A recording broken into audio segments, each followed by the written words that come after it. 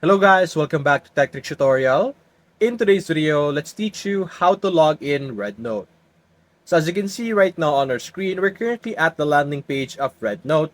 And to be able to log into or register your account, simply click on login option over here. In this page, you're basically just going to enter your number to be able to log in. You could also use your Facebook or your Google. When entering with a login, ensure that you're using the correct code over here or your country code so that it will allow you or it will allow the text to be able to send or it will allow you to receive the text that will be sent to you to continue with your login because there will be a verification for the login with our red note over here.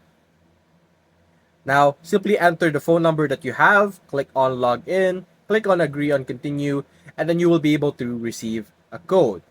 After you receive a code, you will then be able to log into your Rednote account.